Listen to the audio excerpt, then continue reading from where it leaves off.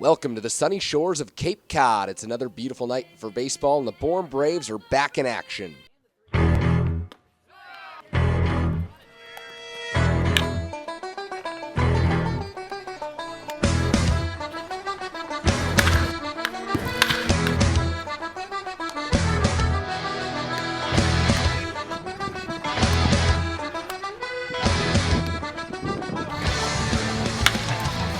Cape Cod Baseball League, where the best players from across the country come together and square off against one another. Well, it was the same score, just in a different place, as the Bourne Braves fall to the Cotuit Cavaliers with a score of 4-3. And here to break it down, the Tomahawk Talk crew: Liam Sullivan, Kerry Crowley, Chris Jones, and I'm Troy Lynch. Chris, I mean, it was just another day at the ballpark, and Alex Robles got the start. I mean, what do you have to say about his performance? It was a typical Robles start of late. He got off to an excellent start, especially the first couple innings. He was locating his pitches, was getting quick outs, and just a tough inning. When Corey Julks made the error, it seemed like things started to unravel. He tried his best to piece it together, got the second out. It was still a 0-0 game, but you got to give Cotuit credit. A couple good two-out hits that put 4 runs on the board and put the Braves behind early. And you mentioned unravel. Actually, Andy Ravel did pitch tonight. He pitched 1 inning, and then Cooper Hammond after that. How did they do? They did excellent. Ravel, he got in a little bit of trouble with walk with 2 outs, and then fell behind on the count to the next hitter, but was able to get out of it. And then Cooper Hammond looked excellent with the wiffle ball slider, getting strikeouts. I think he ended with 3 strikeouts on his outing, so nice job by those guys. Now, this was another game where the Bourne Braves out-hit their opponent but lost. Kerry, how does this happen? Well, it happens because the Braves aren't getting situational hits and timely hits right now. Twice tonight they had the bases loaded, and one of those times they scored, but the other time they had the bases loaded with less than 2 outs and were unable to score. And I think that when you get the bases loaded, sometimes there's a tendency to press the plate.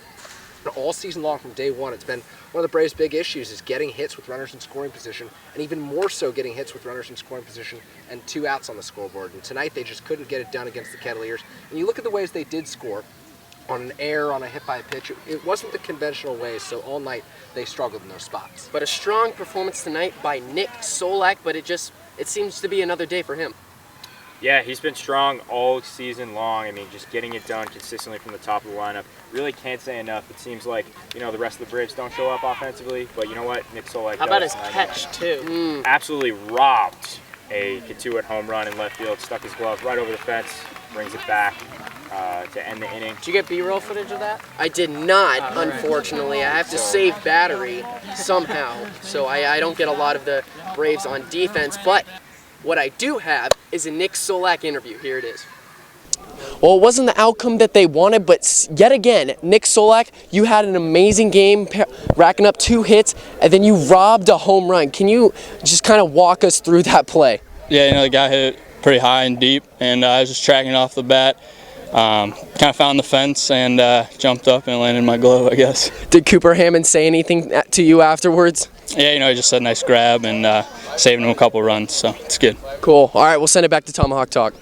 The interview was short, but hopefully you guys thought it was sweet. Now, there is no T-Talk question tonight, but Kerry, you have something to address? I do have something to address, and it's kind of on our mission to educate the public about dogs in Durham Park and really dogs in the Bourne area. Today, one of our production assistants, our coordinating producer, Dylan Dubois of Tomahawk Talk, found a pup. He did. On a run right through Durham Park. He was running around Durham Park. I can only assume that's where he was. And a lost pup was there, and he picked it up, brought it home, and Liam said that we could not keep the pup. Wow. I mean, we did name the pup Doran, affectionately, but as good interns, they're just not allowed at Doran.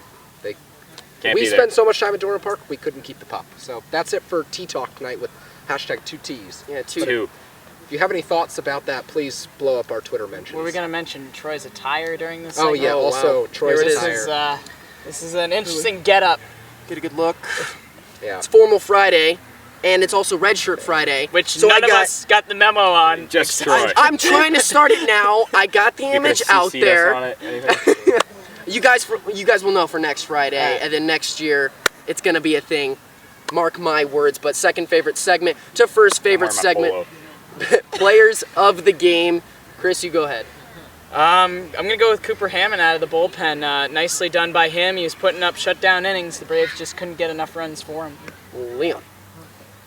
Chris stole my pick, but I'm sorry. Shouts out to Cooper Hammond again. Can't say it enough. Shouts, multiple shouts. Shouts. Not just one. But you know what? I'm going to go with Ryan Bolt. Had a little bit of a rough night at the plate, but he started off strong in the first inning. Just absolutely rocketed a ball off the right field fence, and it plopped right back into play, into the right fielder's glove for a double. But it looked like it was gone off the bat. Tough break for Ryan Bolt. Not many times you see a ball bounce upwards off the fence, because I was inches away from being a home run. Kerry, what do you have? I'm going with Jason DeLay tonight. First pitch he saw back in the second inning, he laid down a beautiful sacrifice bunt, put runners on second and third with one out, and that's a situation the Braves have struggled in all season, so DeLay comes through in that instance. Then late in the ball game when the Braves need a hit to score, Jason DeLay delivers it, goes the opposite way. I believe it was against Jack Anderson. You can correct me if I'm wrong. Justin Dunn, the run was charged to Jack Anderson. So against the Cotuit Kettleers closer, Justin Dunn, who's been very tough to hit for the Braves this season, DeLay goes the other way for his second run batted in as many games this season. All right, well, for back-to-back nights, I'm going to go Pete Alonso. Got on base a few times, drove in a run, also scored a run, and he was pretty solid defensively tonight. So overall, solid job by Pete Alonso.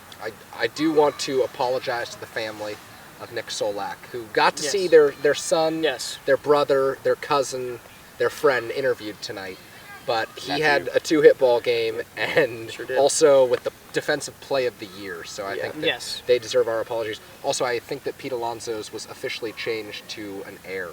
Really? Yes. Well, but I still commend your pick because it means you're overruling the scorekeeper tonight. Absolutely. How about Max McDowell's night?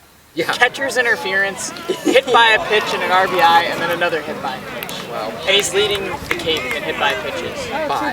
Wear it. Well, tough night for Max McDowell and a tough night for the Braves as they fall to 11, 13, and 2. Still in second place so far, but it only depends if Wareham wins or loses tonight. But we'll keep you updated on that for sure. But for the rest of the Tomahawk Talk crew, we'll see you next time.